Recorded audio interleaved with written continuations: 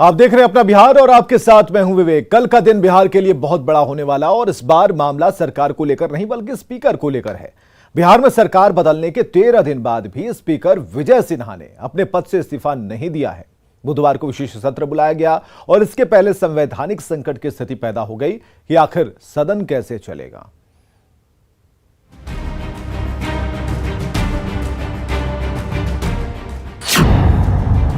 पशुपेश में बिहार की सियासत, स्पीकर का इस्तीफे से इनकार। बिहार विधानसभा में असमंजस की स्थिति बन गई है। बुधवार को विशेष सत्र बुलाया गया है। इसी बीच विधानसभा स्पीकर विजय कुमार सिन्हा ने एक बड़ा बयान दिया है। उन्होंने साफ तौर पर कह दिया है कि वो स्पीकर के पद से इस्तीफा नहीं देंगे। मैं बिहार विधानसभा अध्यक्ष के रूप में मेरे विरुद्ध लगाए गए अविश्वास प्रस्ताव का प्रतिकार करते हुए इस्तीफा नहीं दूंगा। दरअसल 10 अगस्त को सत्ता पलटते ही महागठबंधन के 50 से अधिक विधायकों की ओर से स्पीकर के खिलाफ अविश्वास प्रस्ताव विधानसभा सचिवालय को पेश किया गया था। जो अविश्वास प्रस्ताव लाया गया था उसे ही नियमानुकूल नहीं कहते हुए उसे पूरी तरह से खारिज कर दिया गया है। स्पीकर विजय सिन्हा ने सत्ता पक्ष के अविश्वास प्रस्ताव पर भी अपना स्टैंड पूरी तरह से साफ किया। आसन से बंधे होने के कारण संसदीय नियमों एवं प्रावधानों से असंगत नोटिस को अस्वीकृत करना मेरा स्वाभाविक जिम्मेवारी है। मौजूदा हालात पर स्पीकर और डिप्टी स्पीकर दोनों आमने सामने आ चुके हैं। डिप्टी स्पीकर महेश्वर हजारी ने इसे गलत परंपरा की शुरुआत बताया है। टेक्निकली यही है कि अध्यक्ष या उपाध्यक्ष किसी पर अविश्वास लगता है तो वह आसन पर नहीं बैठेंगे। उसके बावजूद भी जिद करके कहे हम आसन पर बैठेंगे, इससे दुर्भाग्य बड़ी बात क्या होगी। जाहिर है मामला टकराव तक पहुंच चुका है। राजनीतिक जानकार भी इस पूरे मामले को सियासी संकट के तौर पर देख रहे हैं। कल जो सदन की जो कार्यवाही होगी उसमें उपाध्यक्ष महेश्वर हजारी जी संचालन करेंगे, तो ऐसे में एक तरफ पक्ष और विपक्ष ये अध्यक्ष पद के लिए किस तरह से होता है यह देखने वाली बात होगी। तो निश्चित तौर पर हमारी जहां तक समझ है, हम समझ पा रहे हैं, यह संवैधानिक संकट सा उत्पन्न हो गया है। अगर विजय कुमार सिन्हा इस्तीफा नहीं देते हैं तो वो बिहार के पहले ऐसे विधानसभा अध्यक्ष होंगे जिन्हें अविश्वास प्रस्ताव लाकर हटाया जा सकता है। पटना से न्यूज 18 के लिए रवि एस नारायण की रिपोर्ट। विजय सिन्हा के इस्तीफा नहीं देने के ऐलान पर संसदीय कार्य मंत्री विजय चौधरी ने कहा कि अगर इस्तीफा नहीं देंगे तो उन्हें हटाया जाएगा। उन्होंने कहा कि लोकतंत्र में हमेशा बहुमत की इच्छा का सम्मान होता है और सदन के ज्यादातर सदस्यों का स्पीकर पर विश्वास नहीं रह गया।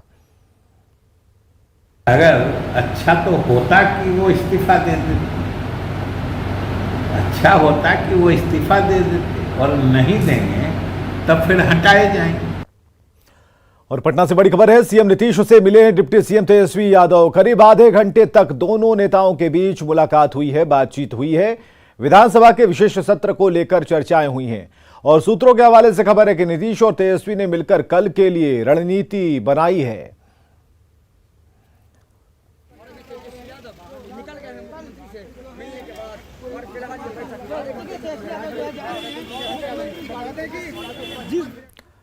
बिहार विधानमंडल के विशेष सत्र के पहले आरजेडी ने विधानमंडल दल की बैठक हुई और राष्ट्रीय अध्यक्ष लालू प्रसाद यादव की अध्यक्षता में यह बैठक हुई और सभी विधायक और एमएलसी शामिल हुए। मीटिंग में विधानसभा सत्र को लेकर चर्चा हुई। वहीं डिप्टी सीएम तेजस्वी यादव ने सीएम नीतीश कुमार से उनके आवास पर जाकर मुलाकात की। दोनों के बीच करीब आधे घंटे तक बातचीत हुई।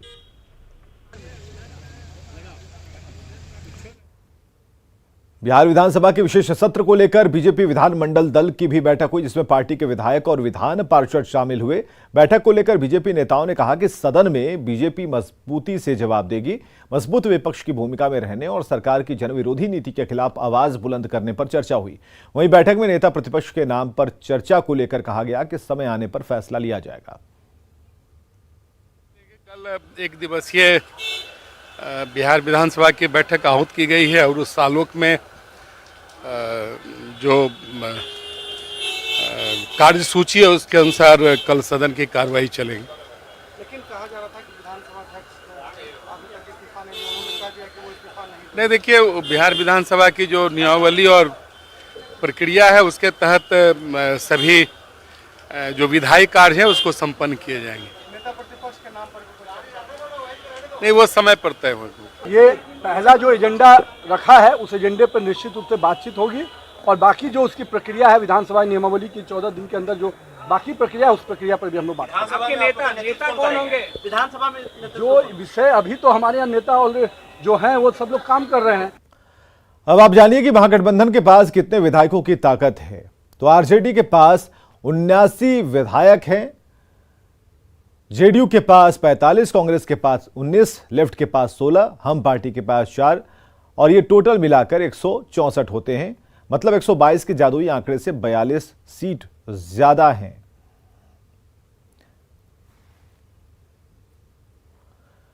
और मुख्यमंत्री नीतीश कुमार के साथ विख्यात विष्णुपद मंदिर के गर्भगृह में सूचना एवं प्रौद्योगिकी मंत्री इसराइल मंसूरी के प्रवेश का मामला गर्म है। मंदिर से जुड़े पंडा समाज में इसे लेकर भारी गुस्सा है।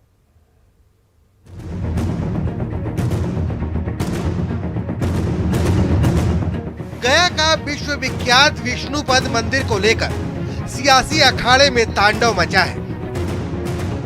वजह है विष्णुपद मंदिर में मुस्लिम मंत्री के प्रवेश का। पूरा मामला आपको मंदिर के बाहर टंगे इस बोर्ड को देखकर ही पता चल जाएगा, जिस पर साफ साफ लिखा है कि अहिंदू प्रवेश निषेध। अंग्रेजी में लिखा है no admittance for non Hindus. Urdu और बंगाली में भी यही बात लिखी हुई है। मतलब मंदिर में किसी भी गैर हिंदू का प्रवेश वर्जित है। लेकिन हुआ इसके ठीक उल्टा। मुख्यमंत्री नीतीश कुमार के साथ सोमवार की दोपहर विष्णुपद मंदिर के गर्भगृह में बिहार सरकार के सूचना एवं प्रौद्योगिकी मंत्री इसराइल मंसूरी भी गए थे, जैसा कि आप तस्वीरों में देख भी रहे हैं। पंडा समाज की माने तो पहली बार विष्णुपद मंदिर की परंपरा टूटी है और ये परंपरा किसी और ने नहीं बल्कि राज्य के सूचना एवं प्रसारण मंत्री इसराइल मंसूरी ने तोड़ी है। इस तरह का बात वो बोल रहे हैं कि हमारा सौभाग्य था, तो ये सौभाग्य का बात नहीं है, ये हिंदू को कुरेदने का, अगर ऐसा उनका नियत ही था तो ये हिंदू को कुरेदने का जो है बात है और हमारे बिहार को सांप्रदायिकता की ओर ले जाने का बात है। सुने कि नहीं? तो हम तो बिहार सरकार से यही मांग करेंगे कि ऐसे मंत्री को बर्खास्त किया जाए जो कि बिहार को सांप्रदायिकता की ओर ले जाने का बात करते हैं। विष्णुपद मंदिर में इसराइल अंसारी की एंट्री पर अब सियासत भी चरम पर है।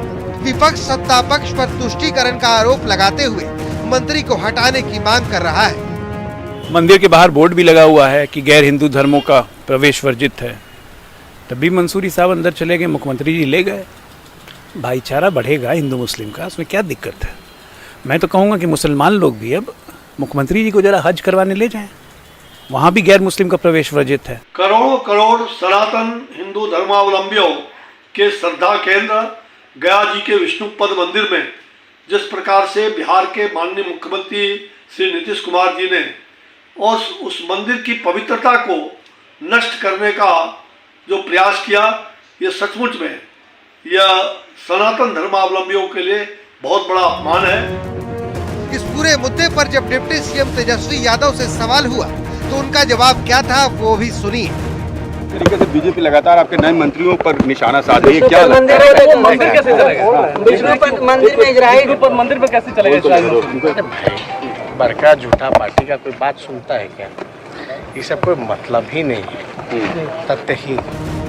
अब देखना होगा कि विष्णुपद मंदिर में इसराइल मंसूरी की एंट्री को लेकर नीतीश कुमार क्या स्टैंड लेते हैं। दिल्ली से न्यूज 18 के लिए अमितेश कुमार, पटना से शैलेंद्र कुमार और गया से एलेन लीली की रिपोर्ट।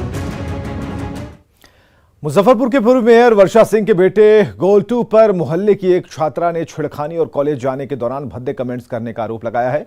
साथ ही शिकायत करने पर अपने दोस्तों के साथ मिलकर परिजनों के साथ मारपीट का भी आरोप लगाया। पीड़ित ने नगर थाने में एफआईआर दर्ज कराकर इंसाफ की गुहार लगाई है। वहीं पूर्व मेयर ने के बेटे पर लगे आरोपों को खारिज किया और साथ ही राजनीतिक साजिश के तहत फंसाने का आरोप लगाया। आज पूर्व मेयर का बेटा गुल्टू कुमार मेरे भाई और मेरे पापा को बहुत मारा है अपने 15 दोस्तों के साथ मिलकर। इसलिए मारा है क्योंकि हम अपने घर में कंप्लेन किए थे कि वो मेरे साथ छेड़खानी करता है।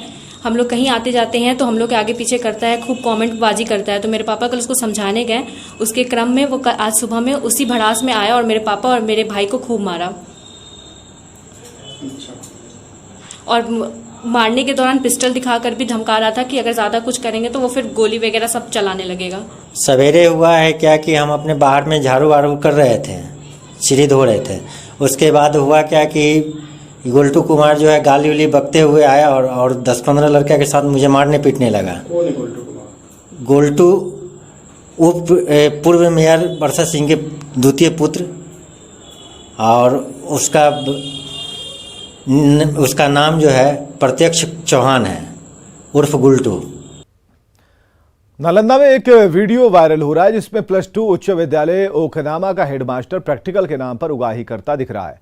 वीडियो इसी साल मार्च महीने का बताया जा रहा है जब 12वीं की प्रैक्टिकल की परीक्षाएं चल रही थी। तस्वीर में भी दिख रहा है कि एक युवक हेडमास्टर विजय कुमार के पास प्रैक्टिकल की कॉपी लेकर जाता और ये कह रहा है कि अब वो सतेंद्र सर और जितेंद्र सर के साथ नहीं बल्कि डायरेक्ट उनके साथ काम करना चाहता है। वो प्रिंसिपल को 100 रुपये प्रति कॉपी ऑफर करता है जबकि हेडमास्टर 150 रुपये की मांग कर रहे हैं। वीडियो में ये बातचीत हो रही है कि हेडमास्टर विजय कुमार के समय में बच्चे आराम से घर ले जाकर प्रैक्टिकल की कॉपियां लिखते हैं। उसको इस बात को समझना चाहिए ना कि सर के चलते ही हम 2 रुपया कमा रहे हैं।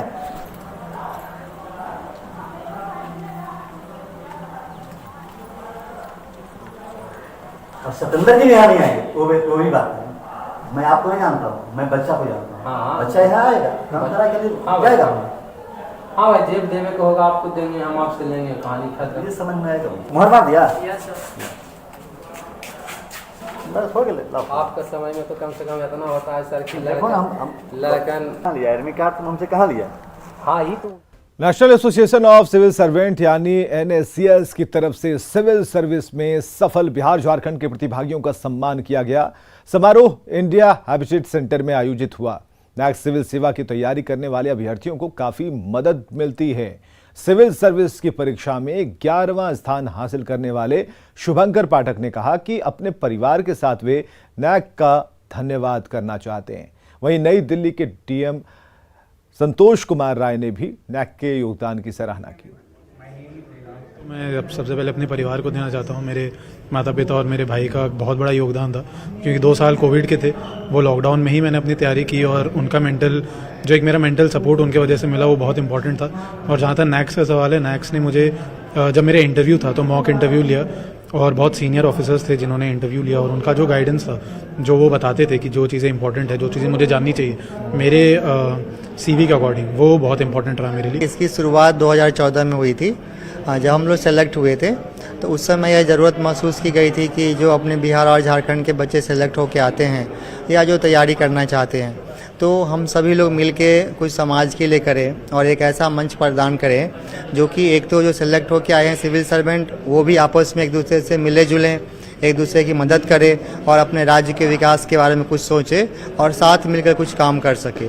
दूसरा उद्देश्य ये भी था कि चूंकि अपने बिहार झारखंड से जो बच्चे सेलेक्ट होते हैं, कैसे उसकी संख्या को और बढ़ाया जाए और हम सब मिलके कैसे उन बच्चों को खास के जो कि गरीब पृष्ठभूमि से आते हैं, कमज़ोर पृष्ठभूमि से आते हैं, उनके लिए कैसे निःशुल्क सारे सिविल सर्वेंट मिलके हम लोग कुछ इनिशिएटिव ले। और खबरें लगातार जारी हैं, बने रहिए।